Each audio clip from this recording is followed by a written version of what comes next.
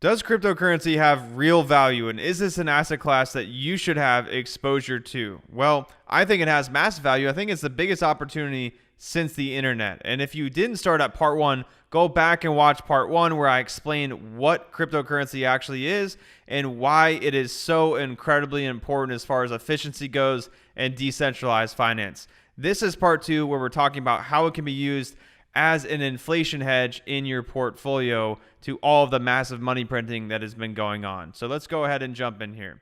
Cryptocurrencies like Bitcoin have a limited supply that cannot be changed. The ability to keep an asset supply steady is incredibly important as central governments continually irresponsibly print money to compensate for poor economic growth and exponentially growing debt, which I will explain here in just one moment.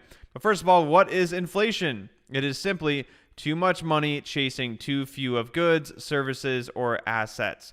Traditionally, it's measured by the CPI, which is really just an arbitrary number where they say, hey, this is a basket of goods that I selected for you, and out of these 80 goods, right, this is how we're measuring the growth of the price of these goods. Okay, this doesn't account for assets and a lot of times a lot of services.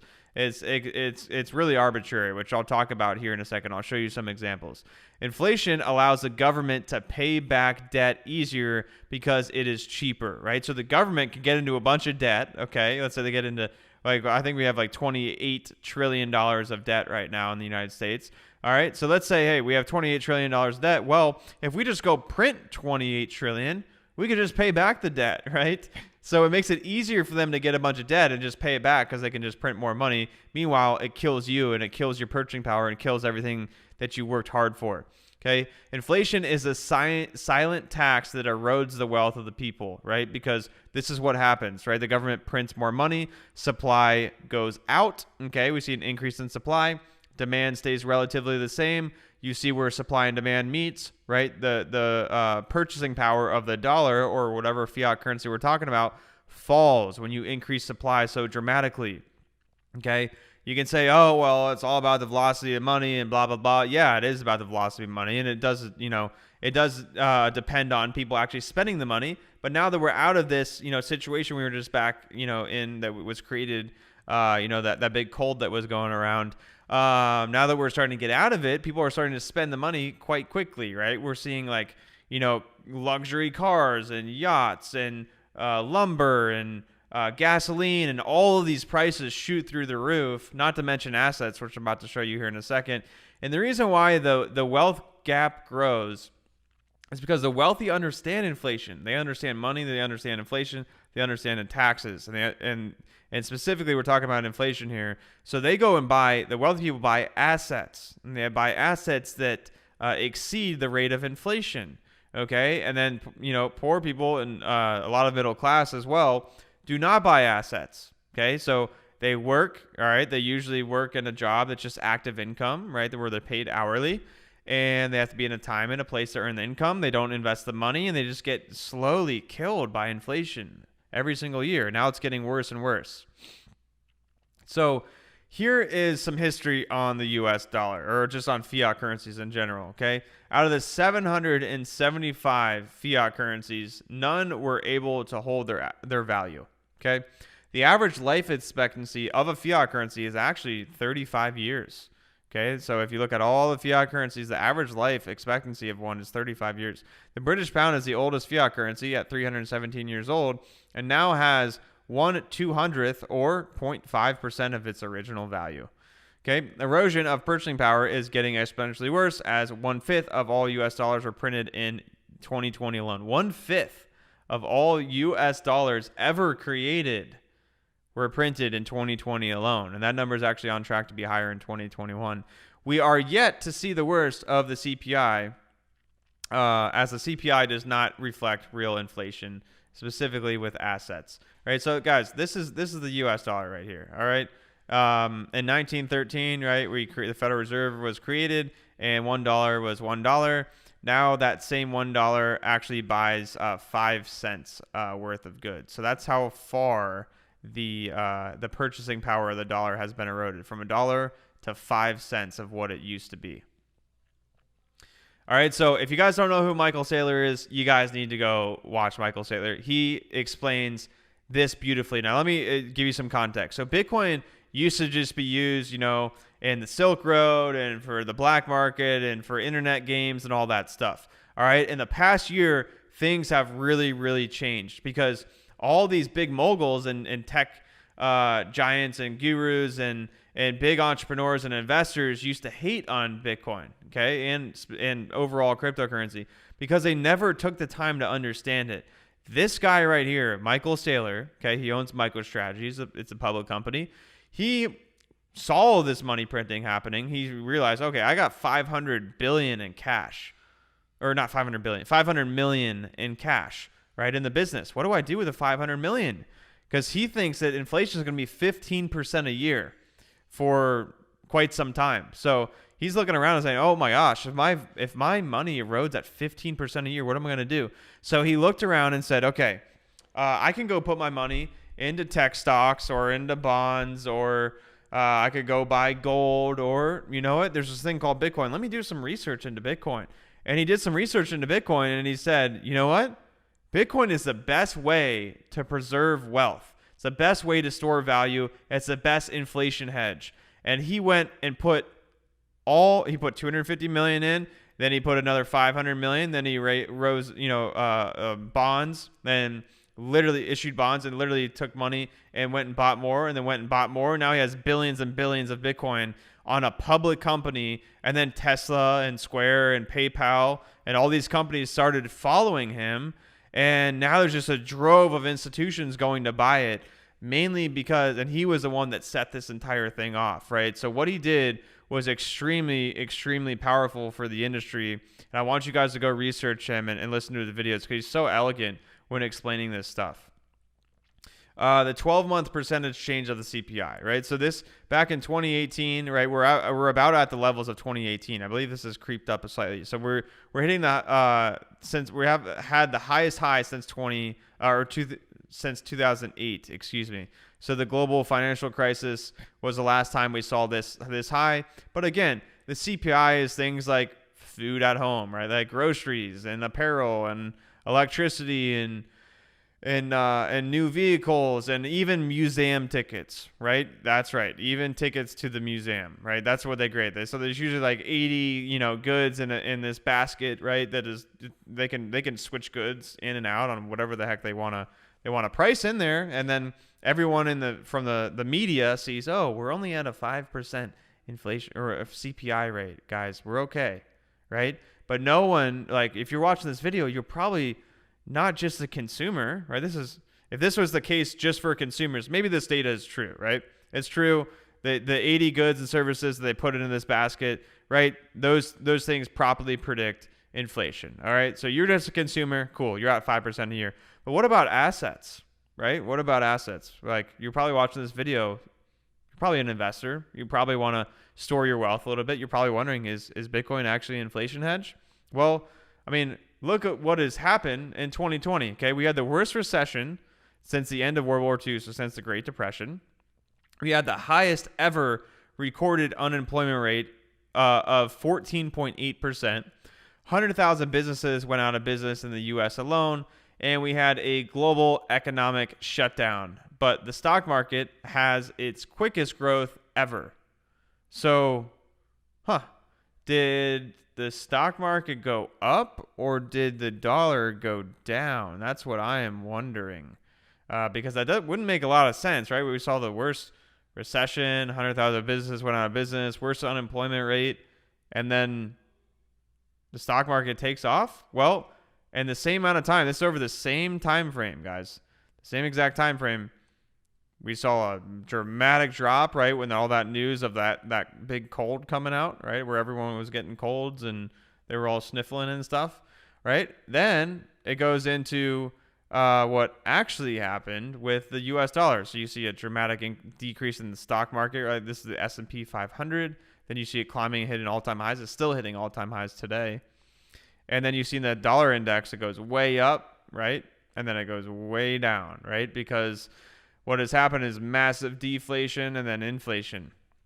And yes, this is a little bit of speculative, like, on the market, but this is what is going to happen. You cannot infinitely print money into existence without massive inflation. So like I was saying, 28.4 trillion. If you guys ever been here, go to the usdebtclock.org. It's a great site to go on. It really will open your mind on how, and I'll actually show you in real time. Let's go to real time right now. So this is what the clock looks like in real time. We're 28.5 trillion in debt. Okay, and what is amazing is the US2 M2 money supply, right? So in year 2000, guys, so just 21 years ago, we were at 4.8 trillion US dollars, total US dollars out in supply, right? Now we're at 20.6 trillion dollars just in 21 years, right? That's insane. So you got to realize there's no way to exponentially print money without massive implications from it, all right? Now, this is what I'm talking about. This is the money to supply, like the M2 money supply growth, right? If we're just looking back at 1990, which is right down here, so you can see this time frame is not that long. If you look at it on a longer time frame, it looks even worse. Back in 1990, you see how low we were, right? We were probably like 3 trillion. Okay, now we're at 20 trillion, as I just stated. So you can see how big this wall was in 2020, where we just increased it 20%. Now in 2021, it's getting even worse, right? So we're printing money to compensate for all the lockdowns in the economy, okay? So we continually print, and they also do this to continually print to devalue the currency, because then they can pay back the debt at a cheaper price, okay? Debt to GDP is officially well over 100% and is now growing rapidly. That is a big problem. That means we consume more than we produce.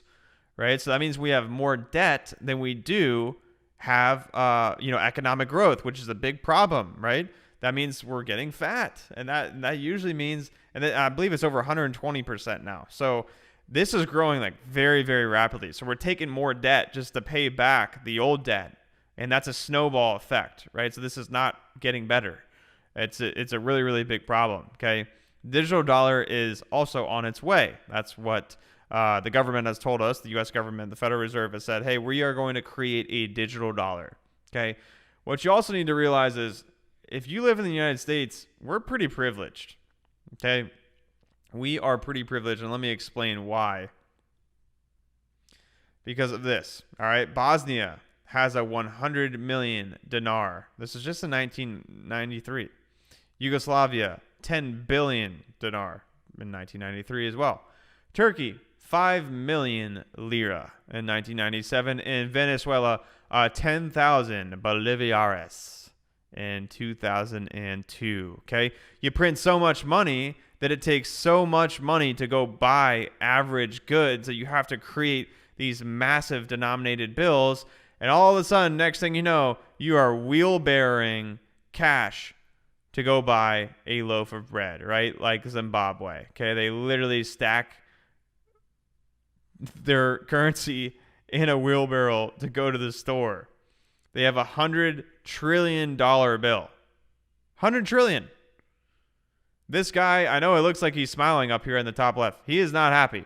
I bet he is not happy about wheelbarrowing all of that cash, because that's probably like a couple US dollars. So that's what I'm saying when we're privileged. First of all, we haven't seen this problem, but now we're starting to behave like these countries that have printed massive amounts of money. Usually what happens is there's a big problem in the it's either like a massive corruption, they go to a war, or there's like a pandemic or something, right?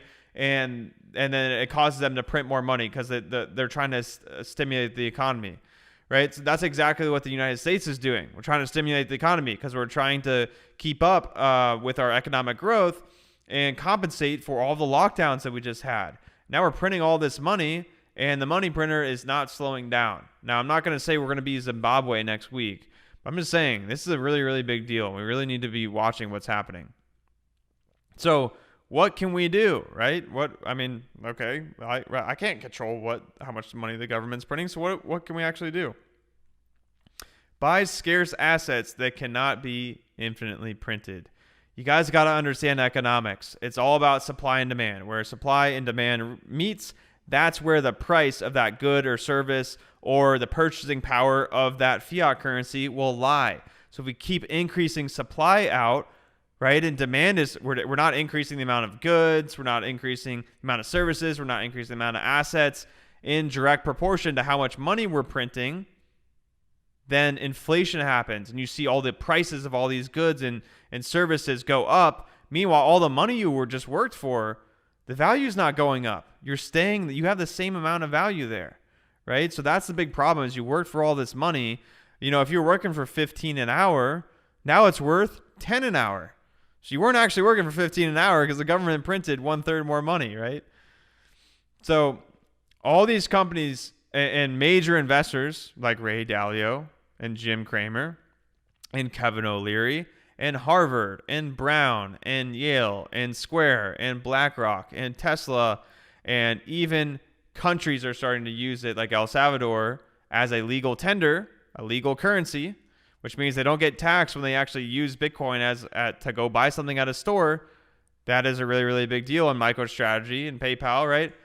All of these companies and now countries and 5 other countries are considering using Bitcoin for a legal tender, like Mexico, which is a really, really big deal. So now we're starting to see this mass adoption, not just from people on the internet and people using, it to buy drugs or whatever, right? We're actually seeing it by real investors, people that have hundreds of billions under management, people that are very, very well respected in the investment and business world, and large Ivy League schools actually holding it on their balance sheet. So, and then huge, large public companies holding on their balance sheet to try to hedge against inflation. They're not buying it just because they think it'd be funny. They're buying it to hedge because Bitcoin has a limited supply of 21 million coins. Okay. There can only be 21 million ever of Bitcoin, right? So you got to realize there's no Bitcoin company that says, hey, we want to have 48 million, right? There's 21 million, and supply actually, it's disinflationary. So 900 Bitcoin are released a day.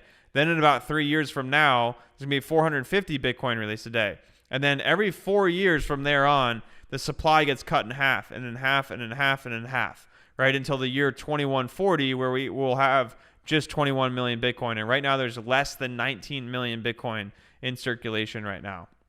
Okay? Buying Bitcoin is actually just buying property in cyberspace. That's how you need to look at it. You're literally buying property in cyberspace. Unlike precious metals, we know exactly how much Bitcoin is released a day, right? We can't say, oh, there's 2 pounds of gold released a day. We don't know that. We don't know for certainty. We know exactly, and the reason why we know exactly is if you didn't go watch part 1, go watch part 1 of this video, because this is why crypto and the blockchain are so valuable, because they record the data. They record the data in real time. No central power is recording the data. It's unhackable, unbiased, and everyone can go see what's on the blockchain. I can go see every single transaction that has ever happened on Bitcoin. I can see what address it was held on and what address it was sent to. Okay? You can really see where the Bitcoin is moving to and from. Okay, which we've never seen had any other asset like this. It's so transparent. You can see everything. Bitcoin is not a competitor to the US dollar. That's what you got to realize. I don't believe that we're going to start using it as a legal tender, or it's going to be, we're going to move into this Bitcoin standard for at least a decade or two. Like, I think it's pretty far away. We are starting to see these developing countries, starting to use it, like El Salvador, but I don't see developed nations really starting to use it. So as of right now, the Federal Reserve and the U.S. government has openly said, like, hey, Bitcoin's not a competitor. We're actually creating the U.S. digital dollar. Okay?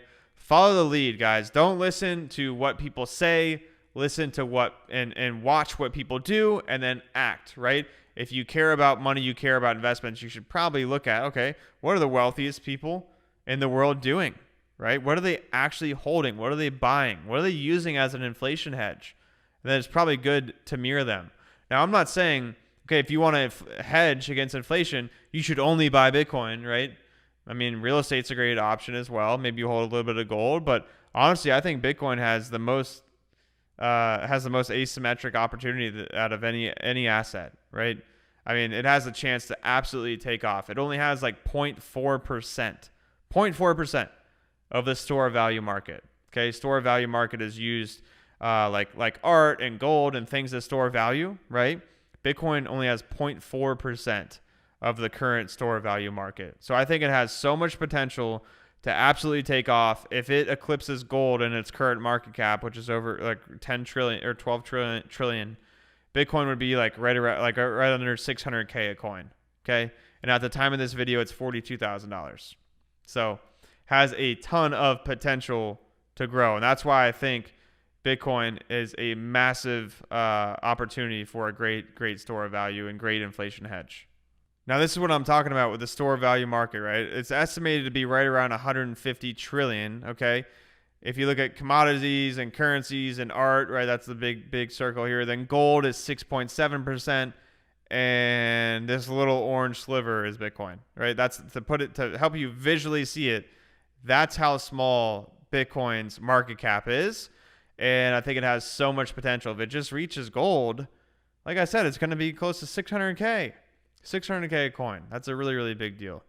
Now, if we were to just compare it to gold, right, it beats gold in, I mean, literally every category. So first of all, it's just way more scalable across time, space, and it has economies of scale because it can be completely divided into, 8 decimal places. So I already talked about scarcity. It's limited to 21 million, right? If there's a bigger demand for gold, they will mine more gold. Okay, Bitcoin, it doesn't matter if more miners start to mine for Bitcoin.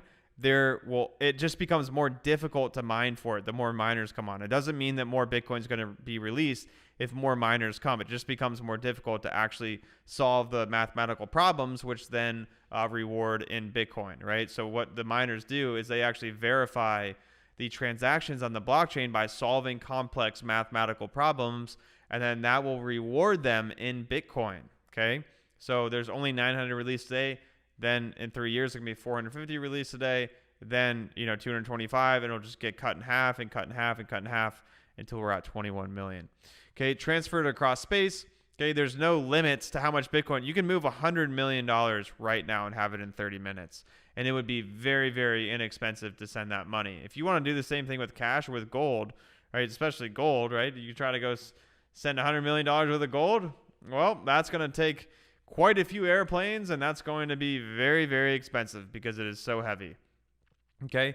Also, if you want to go, I want to chop down my brick of gold into a quarter of an ounce and give you a quarter of an ounce of gold for your iPhone, right? Then you gotta get out a nail and a hammer and crack it open, right? That is, if you go read the Bitcoin standard, okay? I'm not even gonna tell you all the reasons why it's better. You need to understand money and currency and how it's evolved and how it is evolving to understand how real this argument is. But Bitcoin is literally better than gold in literally every way. This is a stock to flow model. It's actually created specifically for Bitcoin, and this is just to give you an idea. And the reason why it's stock to flow is because it shows you, like, it's based on supply and demand for it. And specifically, we're talking about the flow, right, of Bitcoin in particular. So this has done an excellent job. This red line has done an excellent job of actually predicting where the price of Bitcoin will be over a long period of time. So what it does is actually predicting Bitcoin to be right around $1 million per Bitcoin after year 2025. So into 2026, it is right now, and it has historically been correct to have Bitcoin right around $1 million per coin. And they're saying, right around 100 grand. We're going to see over 100 grand, by 2022 of this year. So that's where this has been the most accurate, technical analysis as far as like predicting Bitcoin's price over a long period of time that we have seen thus far. It has been correct, and it'll be very interesting to see if it keeps up with this. I hope this video really opened your eyes to how serious the inflation problem is likely to be, not only abroad, but also here in the United States, and what your options are for preserving your wealth. You've got to understand inflation and money and taxes as well if you want to be wealthy. But you got to realize what your options are, right? I think Bitcoin, honestly, is one of the best options to preserve your wealth and have a hedge against the massive inflation that is likely right around the corner. We're already seeing it with goods and prices. I mean, here in Florida, like literally we couldn't even buy gas because everyone was rushing to the gas station to go buy gas because the price was the demand for it was going way up. Prices were going way up, and all of a sudden we literally couldn't buy gas. Anyways, I hope this video really opened your eyes to how serious the inflation problem is likely to be, not only in the United States, but also abroad.